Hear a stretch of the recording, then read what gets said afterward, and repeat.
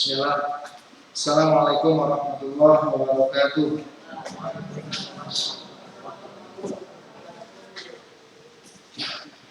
Innal hamdalillah nahmaduhu wa nasta'inuhu wa nastaghfiruh wa na'udzu billahi min shururi anfusina wa min sayyiati a'malina. Man yahdihillahu fala mudilla lahu wa man yudlil fala hadiya lahu.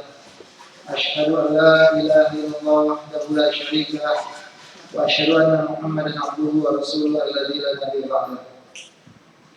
Puji syukur tak hentinya kita panjatkan kehadirat Allah Subhanahu wa taala atas limpahan nikmat dan rahmatnya sehingga kita dapat berkumpul di Masjid Mukhlisin Kampus 1 Sekolah Islam Gunung ini dalam agenda kita yaitu masa pengenalan lingkungan sekolah bagi siswa kelas 8 SMP Islam Gunung. Salawat dan salam kepada Rasulullah SAW. Begitu juga kepada istrinya, kepada keluarganya, kepada sahabatnya, serta kepada umatnya yang istiqomah di atas sunnah-sunnahnya hingga akhir hari kelak. Anak-anak Ustaz yang Ustaz banggakan, anak-anak Ustaz yang Ustaz cintai karena Allah. Pada kesempatan kali ini, Ustaz diamanahkan untuk menyampaikan materi terkait kurikulum dan program unggulan yang ada di SMP Islam Rumahan. Tapi sebelum itu, Ustaz mintakan kepada antum semua dipakai kopiahnya, bagi yang bawa dipakai kopiahnya. Kemudian disiapkan alat tulisnya, dicatat nantinya hal-hal yang penting yang perlu antum ketahui.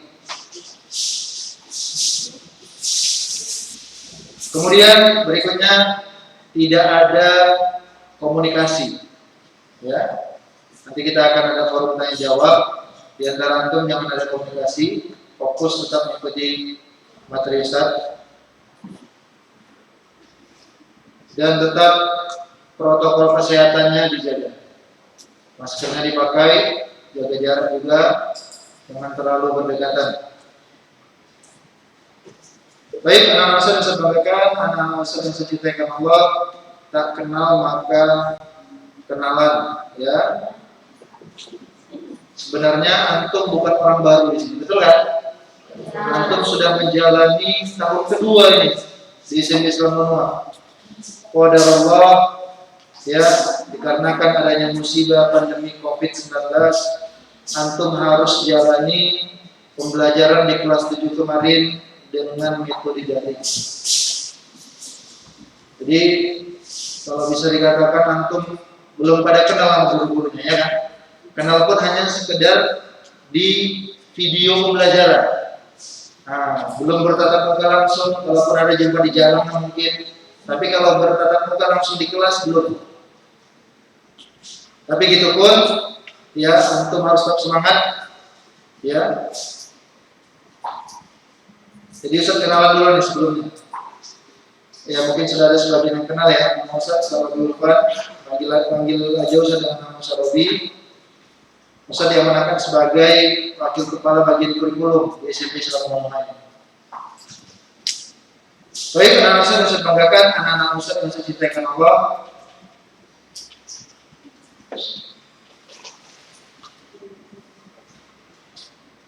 Kita kenalan dulu dengan SMP Islam Gunung. SMP Islam Gunung telah berdiri sejak tahun 2009. Jadi SMP Islam Gunung telah berdiri sejak tahun 2009. Awalnya ide awal pendirian SMP Islam Gunung ini adalah berkumpulnya para orang tua kita. Mereka berkumpul untuk membicarakan kelanjutan pendidikan anak-anaknya. Kira-kira nantinya kita mau lanjutkan atau menyekolahkan anak di mana? Seperti itulah awalnya. Karena ada yang sudah lulus sekolah dasar, karena sudah mulai beranjak dewasa, yang laki-laki sudah beranjak dewasa, yang awal lagi, Jadi timbullah rencana atau ide untuk membangun sekolah. Yang mana sekolah yang diinginkan adalah sekolah yang bisa mengajarkan anak-anak kita bagaimana cara beragama, ya, sesuai dengan cara beragama yang dicontohkan oleh Rasulullah SAW. Ya, bagaimana muatan kurikulumnya itu lebih didominasi oleh kurikulum agama. Dengan dari itulah maka didirikan Mahfuz Islamul Mu'in. Kemudian sesuai namanya, sekolah menengah pertama SMP, berarti kita di bawah Dinas Pendidikan Kota Medan. Jadi anak Ustaz, kalau sekolah ya dengan label nama SMP, SMA, SD itu di bawah Dinas Pendidikan Kota Medan. Tapi kalau namanya Madrasah Ibtidaiyah, Madrasah Sanawiyah, Madrasah Aliyah, itu pasti di bawah Departemen Agama. Jadi SMP Islamul Mu'in kita berada di bawah naungan Dinas Pendidikan Kota Medan. Jadi kebijakan-kebijakan yang diberikan oleh Dinas Pendidikan Kota Medan itulah yang menjadi acuan kita untuk menjalankan roda pendidikan. Kemudian tujuan didirikannya juga SMP Islamul Mu'in adalah sebagaimana yang mungkin antum sudah mengetahui bersama, bagian atau tujuan dari dakwah salaf ini, dakwah sunnah, ya, yaitu mentarbiyah dan mentasfiyah. Mentarbiyah yaitu mendidik, bagaimana mendidik anak-anak kita sesuai dengan contoh yang dicontohkan oleh Rasulullah. Kemudian mentasfiyah yaitu memurnikan ajaran Islam yang mulia ini dari segala bentuk noda, baik itu noda kesyirikan, ya, noda khurafat, ya, noda maksiat, dan noda bid'ah, ya, yang tidak ada contohnya dari Rasulullah. Itulah tujuannya didirikan sekolah ini. Jadi antum, kita punya tugas yang mulia, ya, insyaallah semoga Allah mudahkan. Kemudian anak-anak, kita punya slogan. Ada yang sudah tahu slogan SMP Islamul Mu'in? Apa itu?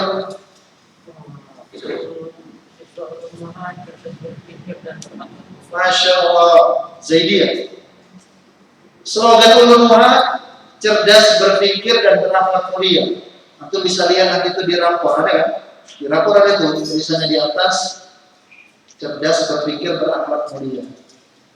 Ya, jadi bagaimana kami, ya, atau kita akan bersama-sama di sini mendidik antum semua menjadi siswa atau anak-anak yang cerdas berpikir. Antum harus cerdas, anak-anak ulun harus cerdas, mampu membedakan ini baik maka diambil, ini buruk maka tinggalkan, harus cerdas. Tuhan ulun. Kemudian cerdas dalam arti belajar adalah kritis. Antum punya hak mendapatkan ilmu ataupun hak belajar di sini. Oleh karena itu, nantinya ketika kegiatan pembelajaran berjalan, antum silahkan bertanya. Ustaz, tadi yang saya sampaikan, anak belum paham, anak kurang paham. Bisa minta tolong jelaskan sedikit, sampaikan. Itu hak antum yang harus kami tunaikan.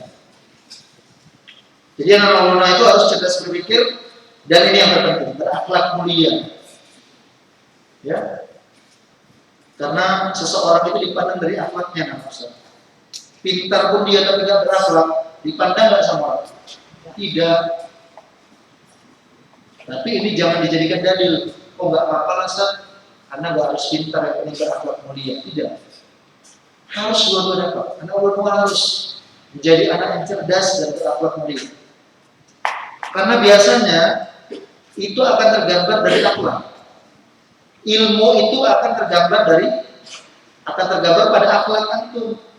Semakin tinggi ilmu, begitulah adab antum yang bisa dilihat di mata orang lain.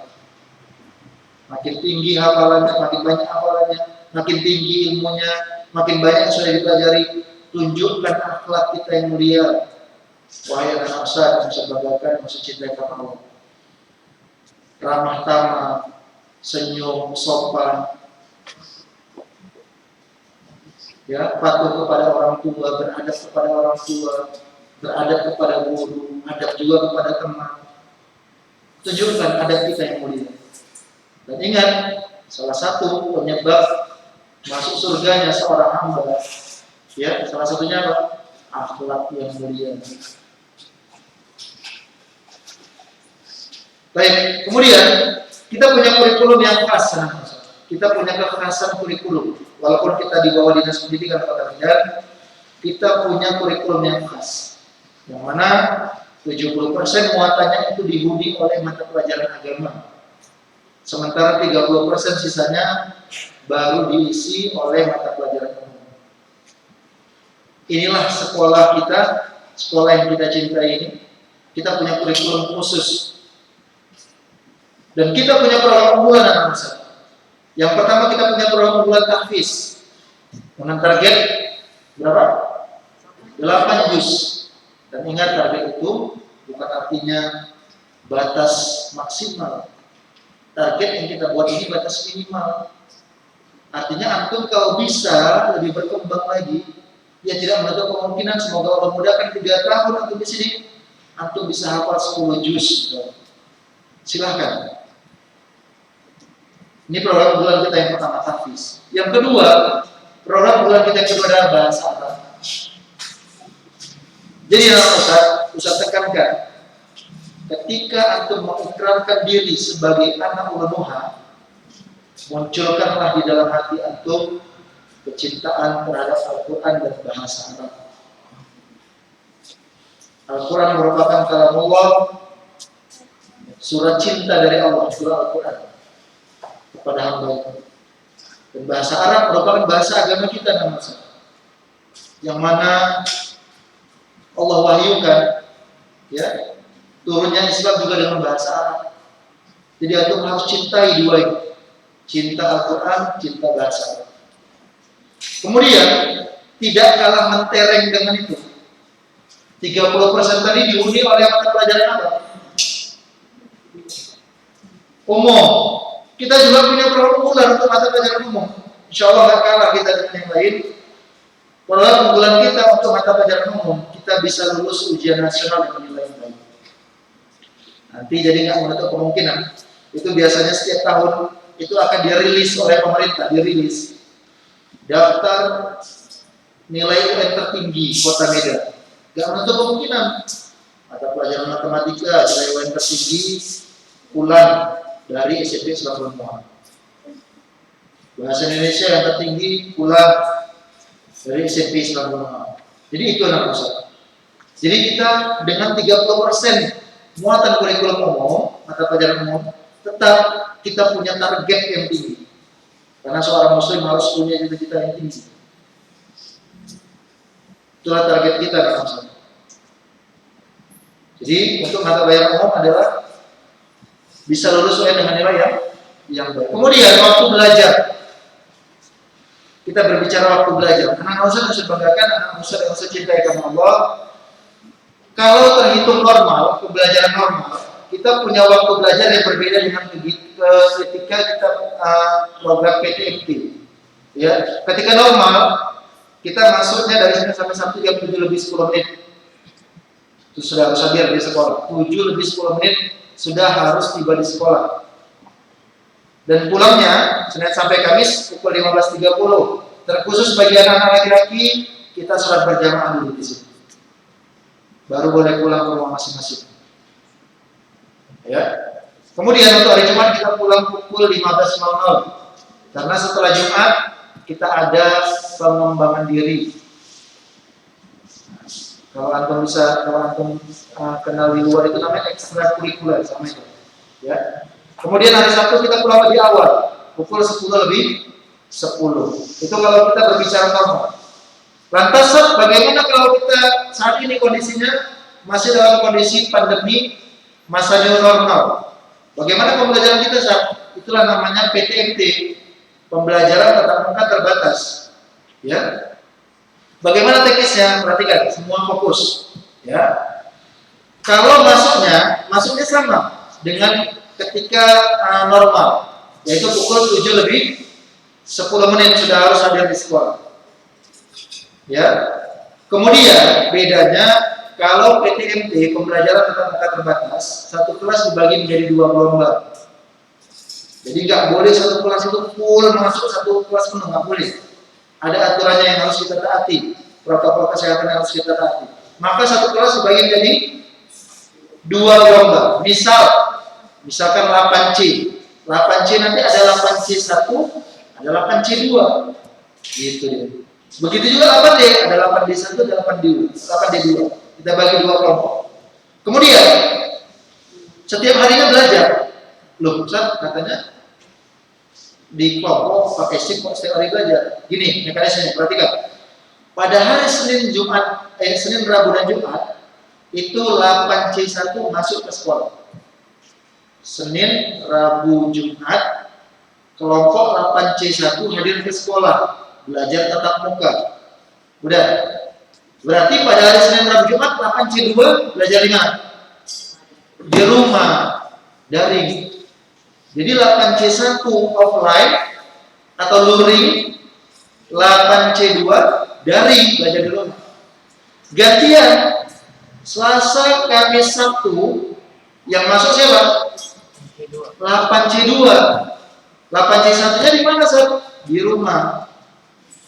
Belajar daring. Jadi nantinya Ustaz, ketika pembelajaran di kelas itu akan ada tim kami, ya, tim yang untuk merekam videonya pembelajaran, dan itu akan dikirim untuk anak-anak yang daring pada hari itu.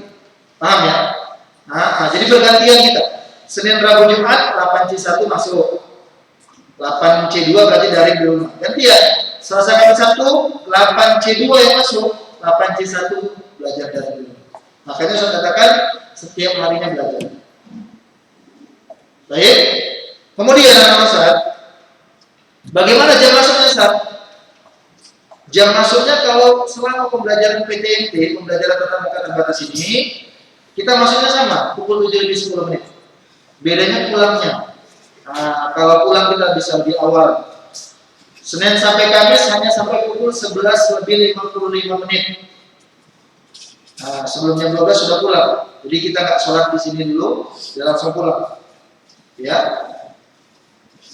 Untuk hari Jumat kita hanya sampai pukul 10 WIB. Dan hari Sabtu hanya sampai pukul 9:10 WIB.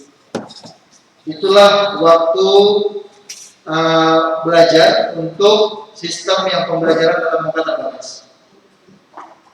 Kemudian kita beralih ke struktur kurikulum di SMP Islam Al-Quran. Ada perubahan struktur dari materi pelajaran ketika antum di kelas 7 kemarin. Coba perhatikan semua, fokus ya. Jadi struktur kurikulum untuk di kelas 8 seperti ini. Setiap paginya kita ada kegiatan pagi. Antum kan sudah harus hadir 7:10. 7:15 antum sudah ikut kegiatan pagi. Itu durasinya hanya 15 menit. Berarti dari pukul 7:15 sampai pukul 7:30 itu kegiatan pagi. Apa saja materinya? Materinya adalah fikih, akidah, dan akhlak. Berarti terbagi. Senin, Kamis, akidah. Selasa, Jumat, fikih. Rabu, Sabtu, akhlak. Bagaimana materinya, Sah? Kami akan pilihkan materi-materi ringkas praktis tanya jawab untuk antum. Jadi yang sebelumnya masih ingat ketika di kelas 7 fikih masuk kelas ya? Ya kan, ada di kelas ya? Di kelas. Bedanya ini masuk kegiatan pagi, durasi 15 menit. Sifatnya nanti ringkasan materi tanya jawab ya, yang ringan-ringan aja untuk antum. Sama, harus sediakan alat tulis dan buku sama. Dan ini akan masuk ke dalam jadwal ujian, akan diujikan, akan diambil nilainya, dan akan juga tetap masuk ke dalam rapor. Itu kegiatan pagi kita. Ya, kemudian setelah kegiatan pagi berakhir 7:30, maka masuklah ke pelajaran tahfiz. Tahfiz setiap hari masuk, setiap hari durasinya 2 les. Maka totalnya berapa seminggu? Kalau satu hari 2 les, 2 jam pelajaran, berarti tahfiz dalam 1 minggu berapa les? Nah, 12. Ada perubahan. Ada perubahan. Jadi sebelumnya kan kita itu tahfiznya 16 les. 16 les sebelumnya. Iya, karena cuma 1 3 3 dulu. Jadi sekarang ini satu hari 2 les, Senin, Selasa, Rabu sampai Sabtu rata 2 les, maka totalnya tahfiz mulai tahun ajaran baru nanti sebanyak 12 jam pelajaran. Kemudian setelah itu masuklah pelajaran bahasa Arab, ya. Bahasa Arab dengan total jamnya 25 jam per minggu. Apa saja kontennya, apa saja isi atau muatan bahasa Arab, nanti akan disuguhkan pembelajaran dengan kitab Al-Arabiyah Baina Yaday. Nggak pernah tahu ya? Jadi ada perubahan ini dengan kurikulum sebelumnya, tapi insya Allah tidak akan mengurangi kualitas, ya. Jadi akan disuguhkan yang pertama itu bahasa Arabnya kitab Al-Arabiyah Baina Yaday. Kemudian ada juga belajar nahwu dasar sama sorof dasar, ya. Jadi 3 aja. Jadi muatan bahasa Arab hanya terdiri 3 hari, bahasa Arabiyah Baina Yaday kitabnya, kemudian nahwu dan sorof. Baru setelah itu tinggallah terdiisi oleh mata pelajaran umum sebanyak 13 jam per minggu. Apa saja mereka? Matematika, bahasa Indonesia, bahasa Inggris, IPA, prakarya, dan penjas. Ini yang dipelajari di kelas. Sementara ada 3 pelajaran yang kita modulkan. Siapa masih ingat? PKN, seni budaya. Jadi 3 pelajaran kita modulkan anak-anak. PKN, IPS, sama seni budaya. Kenapa? Ya karena untuk mengurangi beban antum juga, terlalu banyak nanti hafalan kan. Jadi kita kompres dia, jadi cukup hanya dengan modul saja. Jadi per event dia, nanti per ujian antum akan diberikan materi. Ya, udah pernah ya, kemarin udah pernah ya merasakan di kelas 7 ya. Udah tahu mekanismenya, nanti diberikan modul, dari situ akan diangkat soal ujian. Itu untuk pelajaran dimodulkan. Jadi totalnya dalam 1 pekan kita berapa jam? Satu lagi, tahfiz 12, bahasa Arab 25 jam, umum 13. Berapa total? Ayo coba dihitung. Ulangi, tahfiz 12, bahasa Arab 25, umumnya 13. 40. Berapa? 50 jam pelajaran. Itulah dia struktur kurikulum kita, anak-anak. Ya. Kemudian perlu kita ketahui bersama, ini semua sedikit karena aku sudah jalan juga ketika di kelas 7 kemarin. Ada beberapa jenis ulangan kita. Yang pertama namanya ujian tahfiz. Ujian tahfiz dilaksanakan setiap per semester. Setiap semester 1 sama semester 2 ujian tahfiz. Jadi antum akan diuji bagaimana antum menyambung hafalan antum berdasarkan hafalan yang sudah dihafal. Ya, itu yang pertama ujian tahfiz. Ujian tahfiz dilakukan kapan? Setiap semester. Yang kedua, PTS. Apa itu PTS? Penilaian tengah semester, berarti itu di 3 bulan sekali. Berarti kalau bisa kita tuliskan dia dalam 1 semester, dalam 1 tahun ada 2 kali PTS, ya kan? Ada PTS 1 sama PTS 2. Kemudian ada ujian 4. PAS dulu PAS. Apa itu PAS? Penilaian akhir semester. Ini untuk semester berapa nih kalau namanya PAS? PAS semester 1. Kalau yang akhir namanya PAT, penilaian akhir tahun. Dulu kita kenalnya istilahnya ya ulangan semester 1, ulangan semester 2, ya kan? Sekarang diganti namanya oleh pemerintah karena kita menggunakan kurikulum 2013, makanya namanya pakai P semua. PTS, penilaian tengah semester, PAS, penilaian akhir semester, PAT, penilaian akhir tahun. Jadi PTS itu ada PTS 1, PTS 2, PAS itu di akhir semester 1, penilaian akhir semester, dan di akhir semester 2 namanya apa? Penilaian akhir semester 1. Kalau semester 2 akhir tahun. Kenapa namanya akhir tahun? Akhir tahun pelajaran. Mau naik-naikan. Makanya namanya PAT, penilaian akhir tahun. Kemudian ini Ini perlu antum catat ini. Saya mintakan antum catat. Jadi dengan seabrek kurikulum kita, dengan segitu banyaknya muatan kurikulum di SMP Islam Al-Muha, kira-kira ada nggak tips atau triknya, ya? Bagaimana cara belajar yang efektif di SMP Islam Al-Muha?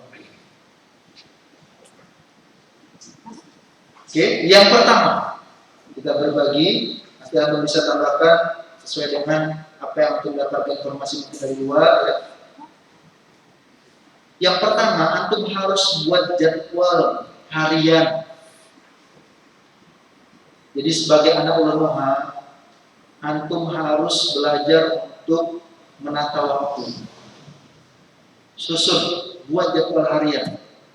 Atur waktu sedemikian rapi, ya, dari sejak antum bangun pagi sampai tidur kembali. Kalau bisa di print, ditempelkan di dinding kamar. Buat, itu patokan antum. Setiap hari tengok, Anda jam segini nanti ngapain. Misal, di pukul 4.00 antum sudah harus bangun. Ya, sebelum subuh harus bangun. Kenapa? Bersiap-siap, ya, bersih-bersih, berwudu, masih bisa sholat witir, yang mau sholat witir dan sholat, ya, yang belum sholat juga sholat sunnah isya, ya, juga kita isya. Pokoknya sholat di situ, kemudian sempatkan untuk menghafal Al-Quran.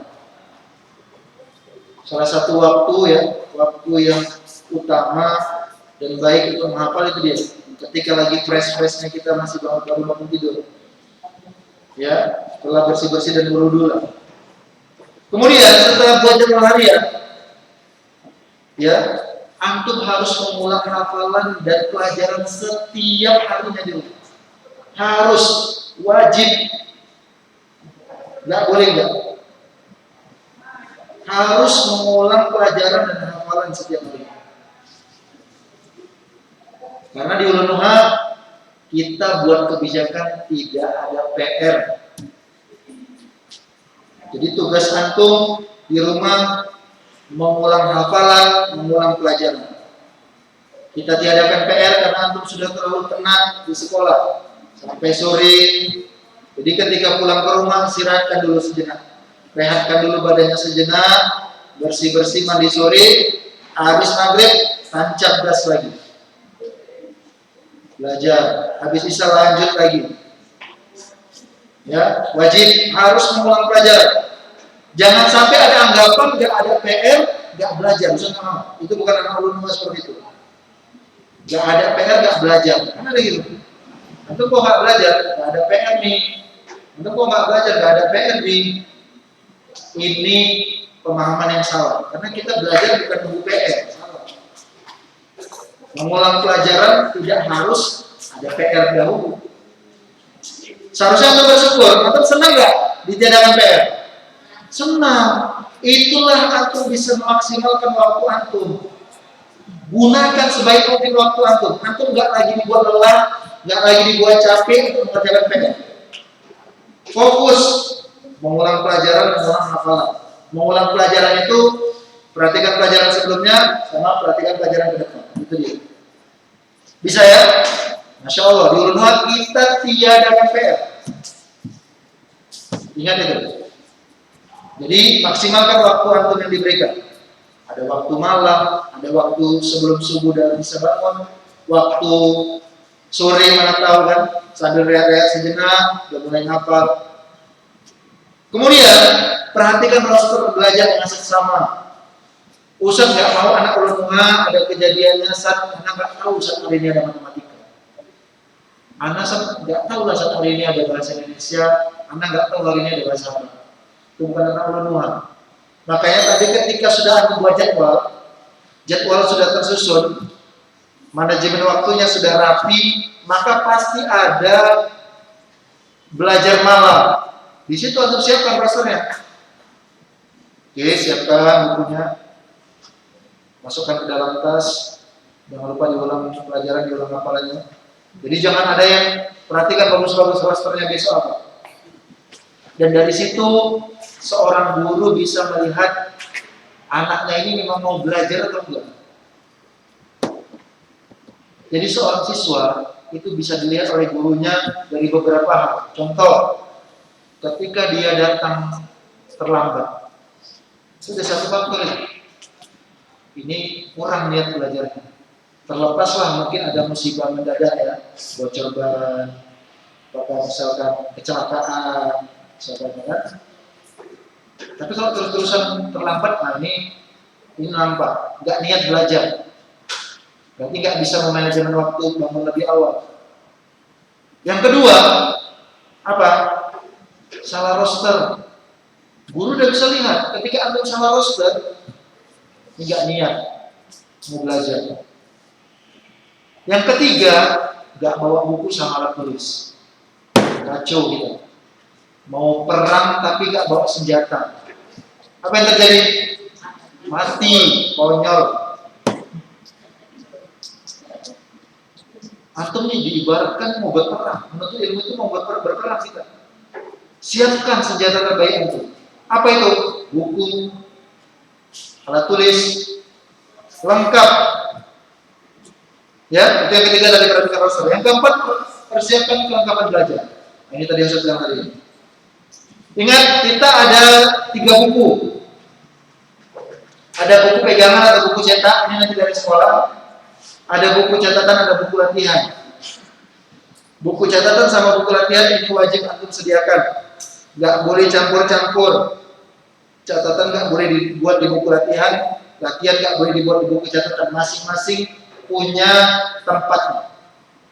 Sampul dengan baik, rapi, buat nama. Kemudian alat tulis juga. Jadi anak ulumuha harus lengkap peralatan perang belajarnya. Ballpoint, pensil, penggaris, penghapus. Tip X tidak usah dibawa. Di ulumuha nggak usah pakai tip X. Kita nggak izinkan pakai tip X. Hah? Boleh. Apa itu? Itu yang model kertas. Nah, kalau yang model apa jangan, model cair ya. Jangan jorok, bajunya jorok, mejanya jorok, tangannya pun jorok. Jangan. Nanti kalau salah, antum bisa coret rapi aja. Insya Allah gurunya udah maklum, karena lebih bersih, ya. Jadi nggak perlu pakai tip X. Jadi itulah dia, ya trik belajarnya anak saya. Jadi antum sudah bisa susun agenda antum, agenda harian. Ya, jangan lupa untuk susun agenda harian antum. Baik. Kemudian terakhir, sebelum saya tanya jawab, ada masalah besar atau virus terbesar bagi anak ulumuha yang telah merenggut usia belajarnya sampai saat ini. Siapakah dia? Siapa dia? HP, handphone. Itulah virus terbesar kita saat ini. Dan virus itu tidak jauh. Dia di rumah antum, di sekitar antum, di dekat antum. Jadi kita nggak usah terlalu menyibukkan diri. Artinya bukan kita nggak peduli dengan kondisi wabah saat ini. Itu juga virus kan. Selama kita taati aturan pemerintah, protokol. Kalau virus corona, efek sampingnya yang paling buruk apa? Mati. Sedangkan hati anak besar bisa melencengkan akidah kita, bisa menjerumuskan aku kepada maksiat. Dan itu lebih ngeri nanti pertanggungjawabannya kelak di akhirat. Untuk bayangkan betapa beratnya atau rusaknya akibat atau efek samping dari hati. Jadi ini virus terbesar anak-anak ulumuha. Ustadz gak izin dunia akhirat anak-anak ulumuha main HP. Dan antum belum butuh saat ini. Saya tanya lah, kira-kira apa kebutuhan antum terhadap Android saat ini? Ada nggak? Nggak ada. Saat menghubungi orang tua bisa HP kecil. Tahu ya, HP kecil ya? Udah cukup. Apalagi nanti ketika sekolah, mau hubungi orang tua, ada HP sekolah. Kita fasilitasi, kita pinjamkan. Nah, karena nanti kan kasih pinjam. Saat izin saat mau hubungi orang tua saat gak enak badan mau dijemput, silakan. Tapi kalau Android, anak ulun dua sampai saat ini belum butuh, belum waktunya antum di usia antum belajar ini, antum pakai Android. Camkan itu. Dan kalau sudah diberikan, yang bagi yang sudah mendapatkan Android dari orang tuanya, kembalikanlah. Sampaikan dengan baik-baik, dengan hikmah, dengan lemah lembut, dengan sopan. Abi, Umi, anak belum waktunya megang ini. Anak masih usia belajar, biarlah anak fokus dengan belajar anak, biarlah anak fokus dengan hafalan anak. Bisa? Belum butuh. Hati-hati anak Ustaz. HP itu merupakan salah satu propaganda untuk menghancurkan generasi muda Islam. Antum ini tujuan-tujuannya.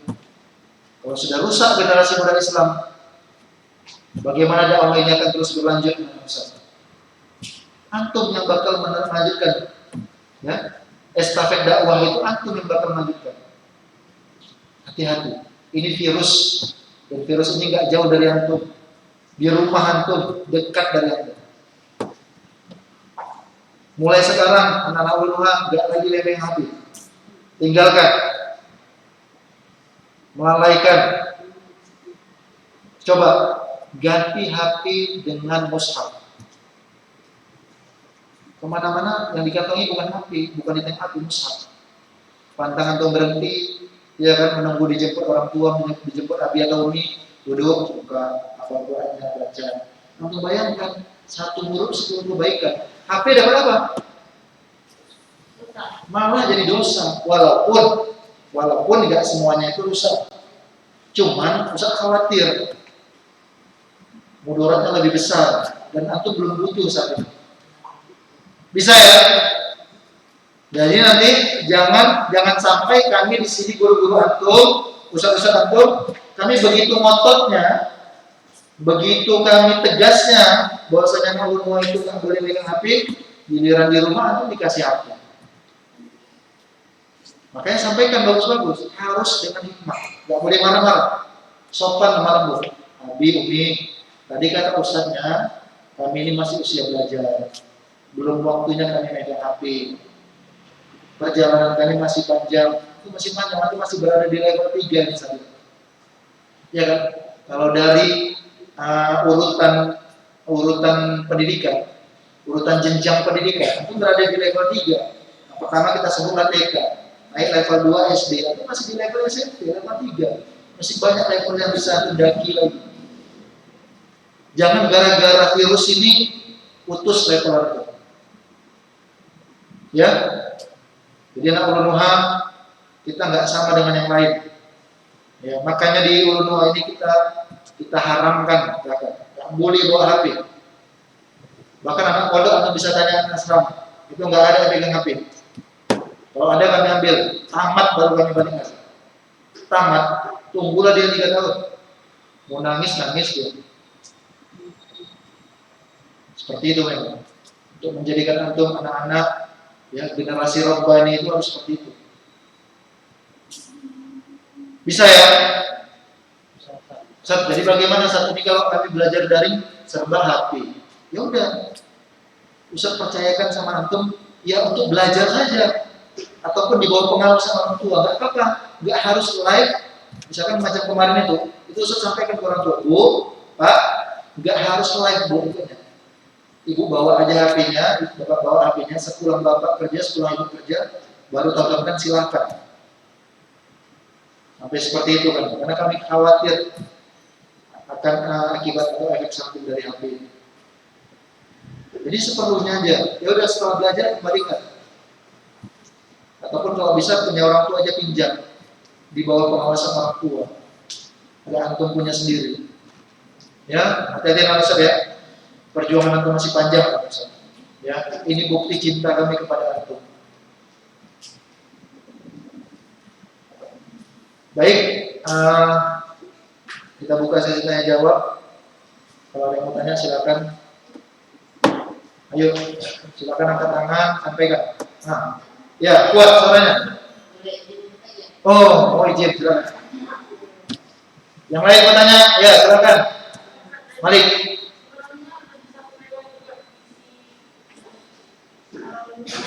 Ya.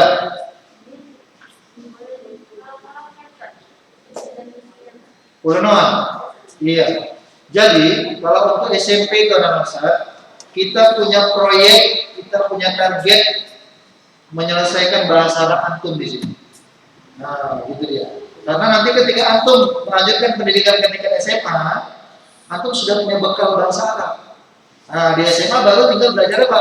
Ulumul syar'inya, gitu dia. Jadi kalau dari segi agama itu dia, ya kan? Kalau dari segi umum itu tadi yang saya sampaikan. Mencapai atau mendapatkan nilai UN dengan hasil yang lulus ujian nasional dengan hasil yang baik. Itulah dia. Itu secara di bawah kurikulumnya itu dia tujuan apa visi misi untuk di SMP. Makanya kita kerdilkan materinya.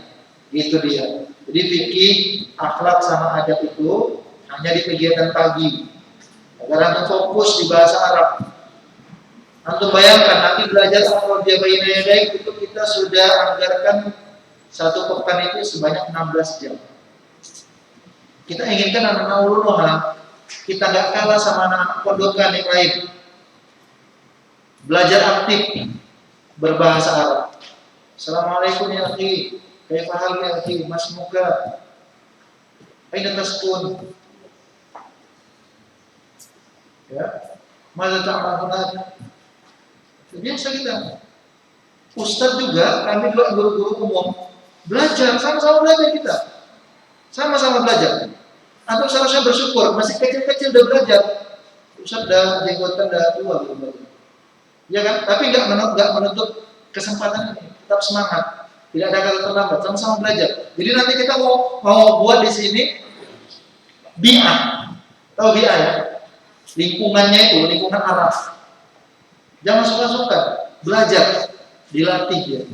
Assalamualaikum Ustaz. Min aina Ustaz? Ila aina Ustaz? Sikit-sikit. Ya, sama-sama kita juga belajar di situ. Ustaz juga belajar, aku juga belajar. Jadi itu dia. Jadi visi misi kita untuk di SMP, kita akan menuntaskan bahasa Arab insyaallah. Ya, doakan ya, semoga memudahkan ya. Semangat ya. Semangat, harus semangat. Kami aja Ustaz yang tua-tua gini tetap semangat, apalagi antum harus lebih semangat. Masih segar bugar, masih fresh-freshnya. Oke, ada lagi yang mau tanya? Ada lagi yang mau tanya? Yang di balik tiang ada? Apa nih ya? Ini agak tertutup ya. Tapi tetap nampak ya, coba ya. Ada yang mau tanya lagi? Silakan tanya. Nggak boleh ada yang belum jelas, harus jelas semua. Baik, jika tidak ada lagi pertanyaan, sebagai penutup, sebagaimana doa orang tua antum semua anak Ustaz yang sampaikan, anak-anak Ustaz yang dicintai karena Allah, kami guru-guru antum juga berdoa yang sama untuk kebaikan antum. Kami doakan antum semoga menjadi anak-anak yang soleh, anak-anak penyejuk mata dan hati kedua orang tua, anak-anak yang mampu berprestasi tinggi, anak-anak yang mampu menghafal Al-Quran, hafiz 30 juz, anak-anak para pembuka pintu-pintu kebaikan. Ya, itulah doa kami kepada antum semua, anak-anak Ustaz yang dicintai karena Allah. Tetap semangat. Kalau ada yang benar datangnya dari Allah, kalau ada yang salah Ustaz mohon maaf ya kepada antum jika ada perkataan Ustaz mungkin yang tidak pada tempatnya. Itu datangnya dari Ustaz sendiri dan dari setan. Ya, kita tutup dengan doa kafaratul majlis. Subhanakallahumma bihamdika asyhadu an la ilaha illa anta astaghfiruka wa atubu ilaik. Assalamualaikum warahmatullahi wabarakatuh.